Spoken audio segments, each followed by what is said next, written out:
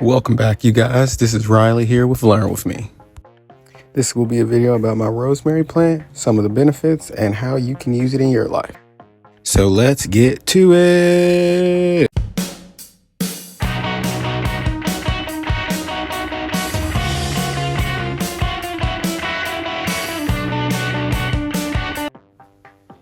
Right here in front of you, you will see my beautiful rosemary plant.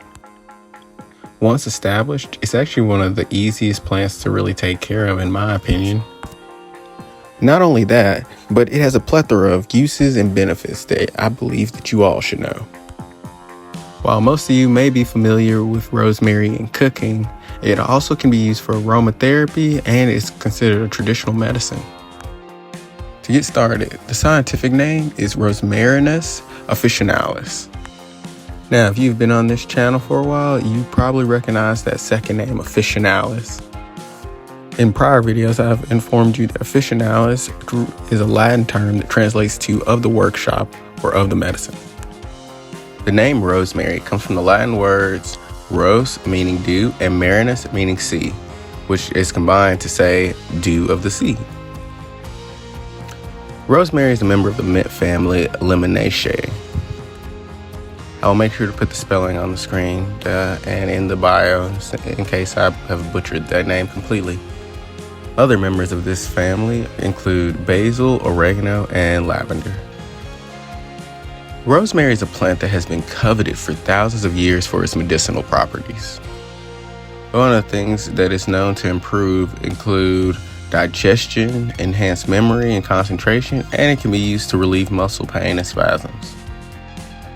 That being said, you may be more familiar with this plant due to its culinary applications used worldwide and specifically in Mediterranean cuisine.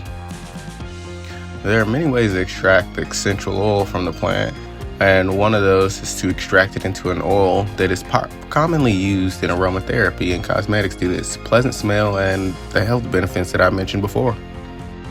And just to reiterate the benefits of rosemary, the plant itself is rich in antioxidants. It's known for its anti-inflammatory properties, and it has potential memory and concentration boosters.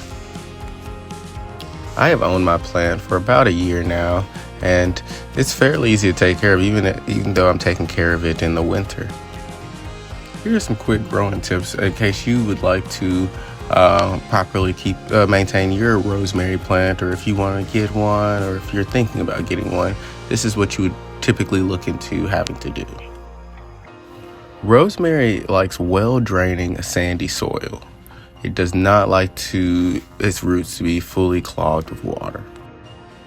In regard to sunlight, rosemary enjoys full sun, so make sure that you're getting at least 6 to 8 hours per day in order to make your rosemary plant happy.